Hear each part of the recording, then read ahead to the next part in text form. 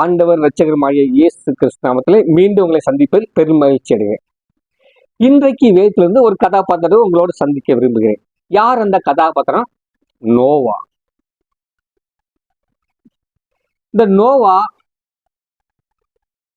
குறித்து ஆண்டவர் சொல்றாரு, தன் காலத்தில் வாழ்ந்தவனும் உத்தமனும் நீதிமானா இருந்த நோவா குறித்து ஆண்டவர் சொல்கிறாரு. அப்ப இந்த நோவா எப்படிப்பட்ட காலத்தில் வாழ்ந்தான் அப்படின்னு பார்க்கணும்ல. இந்த நோவா ஒரு கொலைகார தகப்பனுக்கு குமாரனா பிறந்தவர். இந்த நோவாவுடைய தகப்பன் பேர் லாமேக்கு. இந்த லாமேக்கு தன் மனைவியை கூட்டு பெருமையாக பேசுறான். ஆதாலே சில்லாலே கேளுங்கள், நான் காயமுண்டாக ஒரு மனுஷனை கொலை செய்தேன், நான் தழும்புண்டாக ஒரு வாலிபனை கொன்றேன்னு சொல்லி கொலையை பெருமையா பேசுகிறான். அது மட்டும் இல்லாம முதல் 2 திருமணம் செய்தவனும் இந்த லாமேக் தான். இப்படிப்பட்ட ஒரு மனுஷனுக்கு குமாரனா பிறந்தவன் தான் இந்த நோவா. அது மட்டும் இல்லாம இவன் வாழ்ந்த உலகம் பாவமான ஒரு உலகத்துல வாழ்ந்தான். ஆண்டவர் ஆதாமை ஏவாளை உண்டாக்கி அவர்களை ஆசீர்வதித்தார். அவன் பாவம் செய்த போது அந்த ஆசீர்வாதம் சாபமாக மாறிவிட்டது. ஆண்டவர் ஆதாமுக்கு ஒரு சாபத்தை கொடுத்தார். என்ன கொடுத்தாருமா? ஆதியாகமம் 3:17 சொல்லப்படுது, உன் நிமித்தம் இந்த பூமி சபிக்கப்பட்டிருக்கும் சொல்லி. நம்முடைய ஆதி தகப்பனே இந்த பூமியை சாபத்துக்குள்ளாக்கி விட்டான்.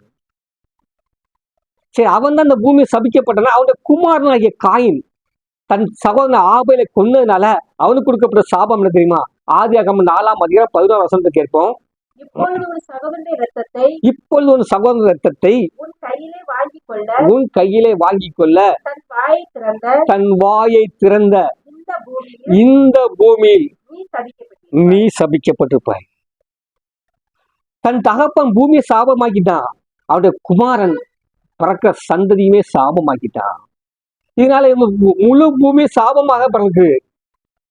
இதனால்தான் அந்த லாமேக்கு கொலை செய்தாலும் பெருமையா பேச ஆரம்பிச்சிட்டான். ஆதியாகமம் 5:1 இயேசு சொல்றாரு, தேவன் சொல்றாரு, நான் மனிதனை உண்டாக்கின மனஸ்தாபப்படுகிறார். ஏன்னா பாவத்தில விழுந்துட்டான், சாபத்தில விழுந்துட்டான். இவன் நினைவுக்குள்ள புள்ள இல்லைன்னா கொல்லாதான் இருக்கு. இதனால இந்த பூமியை அழிக்கணும் தேவன் முடிவு பண்ணாரு. ஆனா அந்த காலத்துல வாழ்ந்தோம் உத்தமனும் நீதிமானும் தேவனோடு சஞ்சரித்த நோவாவுக்கு தேவனுடைய கண்கள் கிருபை கிடைத்தது. இப்ப இந்த நோவா ஆண்டவர் கூட சஞ்சரித்ததுனால ஆண்டவர் அனுபவிச்சிருந்தா ஒரு பேலை செய்ய சொன்னாரு. இப்பா ஒரு பெரிய அழி வரப்போகுது, அதுக்கு தப்ப முடியாது, ஒரு பெரிய பேலை செய்யன்னு சொல்லி. இந்த பேலை செய்யும் போது டெய்லி இந்த பேலை செய்ய கிட்டத்தட்ட 100 வருஷம் ஆயிருக்குன்னு சொல்லி சில வேத வல்லுநர் சொல்றாங்க. சில பேர் 120 வருஷம் சொல்லுவாங்க, சில பேர் 70 வருஷம் சொல்லுவாங்க. அதுக்குள்ள நம்ம போக வேண்டாம். ஆனா கிட்டத்தட்ட ஒரு 100 வருஷம்னு வச்சுங்களேன். இந்த 100 வருஷமும் இந்த பேலை செய்யும் போது ஒரு கட்டையை தூக்கிட்டு வரான்னு வச்சுக்கலாம். நோவா, எப்பா மனம் திரும்புங்கப்பா, நீதியாக நடங்கப்பா, நியாயமா நடந்துங்கப்பா, ஆண்டவர் அழிவை கொண்டு வர போறாரு, அழிஞ்சிறதுக்கு முன்னாடி நீ மனம் திரும்புங்கப்பா, நீதியை நடந்தான்னு சொல்லி தேவனோடு சஞ்சரித்து கொண்டிருந்தான் வேதத்தை வாசித்தோம். 2 பேர் 2ஆம் அதிகாரம் 5ஆம் வசனம் சொல்றது, நீதியை பிரசங்கினாகிய இந்த நோவா அப்ப என்ன அனுதினமும் வரும்போது கட்டை தூக்கிட்டு வரும்போது போகும்போது, எப்பா மனம் திரும்புங்கப்பா, பாவத்துல வேலை நடக்காதீங்கப்பா அப்படின்னு டெய்லி சொல்லி பார்க்கலாம். யாருமே கேட்கறல்ல. அப்படிப்பட்ட காலத்துல கூட வாழ்ந்தவங்களாம் பாவியாக வாழ்றான். அப்படிப்பட்ட காலத்திலையும் இவன் தெரியுமா உத்தமனும் நீதிமானாய் வாழ்ந்தான். அப்படி வாழ்ந்த இந்த நோவா ஆண்டோடைய சத்தத்தை கவனமாக கேட்காதனால தன் குமாரன் சந்ததி சபிக்கிறதுக்கு இந்த நோவா காரணமாகிவிட்டான். எப்படின்னா ஆண்டு சொல்ல இந்த நோவாட்ட, எப்பா இந்த பேலை கிட்டத்தட்ட 100 வருஷம் ஆச்சு இந்த பேலை செய்யறதுக்கு. இந்த 100 வருஷமும் இவருக்கு 3 குமாரன் தாங்க. இந்த 3 குமாரனுக்கும் திருமணம் முடிஞ்சு ஆயிடுச்சு. ஆனா அந்த 3 குமாரனுக்கும் குழந்தைகள் பெற்றுக்கொள்ளல.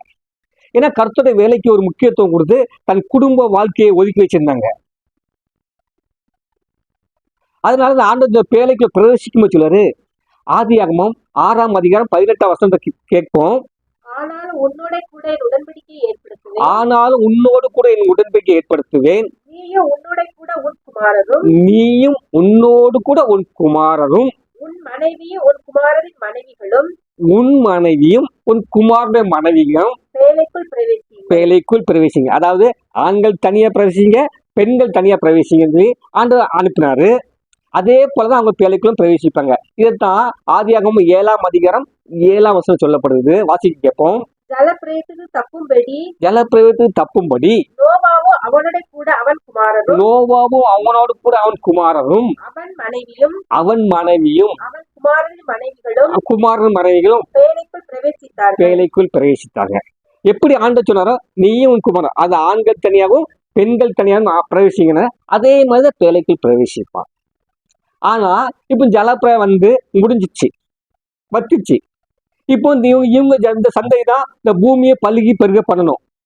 ஆண்டவர் நோவாட்ட சொல்றாரு, நீங்கள் பழுகி பழுகி பூமியை நிரப்புன்னு சொல்லி. அதனால எது சொல்லனா, நீங்க பேழையிலிருந்து பிரவேசிக்கும் போது வாசிக்க கேட்போமா? ஆதியாகமம் 8ஆம் அதிகாரம் 16ஆம் வசனம். நீயும் உன்னோட கூட உன் மனைவியும். நீ பேழையிலிருந்து வெளியே வரும்போது நீயும் உன்னோடு கூட உன் மனைவியும். குமாரரும் குமாரின் மனைவிகளும். உன் குமாரரும் குமாரன் மனைவியும். அதாவது நீயும் உன் மனைவியும், உன் மூத்த குமாரன் அவன் மனைவியும், அடுத்த குமாரன் அவன் மனைவியும், அடுத்த குமாரன் அவன் மனைவி. அதாவது குடும்பமாக வெளியே வாங்கன்னு சொல்லி பேழையிலிருந்து பிரவேசிக்கன்னு ஆண்டவர் சொல்லுவாரு. ஆனா அவன் எப்படி பிரவேசிப்பான் தெரியுமா? வாசிக்கலாமா? அதே 8ஆம் அதிகாரம் 18ஆம் வசனம். அப்பொழுது நோவாவும் அவன் குமாரரும் அவன் குமாரரும் அவன் மனைவியும் அவன் குமாரன் மனைவிகளும் புறப்பட்டு வந்தார்கள்.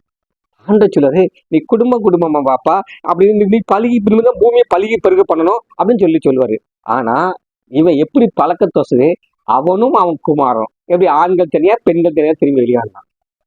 இதனாலதான் வெளியே வந்த இப்போ நோவா ஒரு திராட்சை தோட்டம் நட்டி அந்த திராட்சை ரசம் குடிச்சு தன் கூடாரத்துல வஸ்திரம் விலகி கிடக்கிறான். இதை தன் இளைய குமார காம் பாக்குறான். இதை தன் சகோதரருக்கு அறிவிச்சுட்டான். இப்போ போத தெரிஞ்சு பாக்குறான். தன் குமாரன் அறிவிச்ச கேள்விப்படுறான். அந்த வம்சத்தை காமம் மட்டும் சபிக்கல, அந்த வம்சத்தை கானான் வம்சத்தை சபிச்சுட்டான். கானான் சபிக்கப்பட்டான்னு சொல்லி இது ஆண்டவர் சொன்ன மாதிரி அவனும் மனைவியும் குடும்பம் இருந்தா, இவன் வஸ்திரம் விலைக்கு பார்த்து பிறந்திருந்தா அவன் மனைவி இருந்தா தெரியுமா, அப்படி வஸ்திரத்தை தூக்கி போட்டு போயிருப்பா. யாருக்கும் எந்த சாபமும் வந்திருக்காது. ஆண்டோட வார்த்தைய கவனமா கேட்கறதுனால தன்னுடைய ஒரு குமாரன சந்தி சாபத்துக்குள்ளாக நான் நோவா காரணமாகிட்டான். நோவான்றது நம்முடைய வாழ்க்கையில் நம்ம கற்றுக்கொள்ளக்கூடிய பாடம். ஆண்டோடைய சத்தத்தை கவனமா கேட்டு அதன்படி செய்யணும். ஒண்ணு. ரெண்டாவது, இந்த நோவா தகப்பன் கொலைகாரன் தான், அதை பத்தி கவலைப்படல. பொல்லாத பாவம் இருந்த உலகத்துல வாழ்ந்தான், அதை பத்தியும் கவலைப்படல.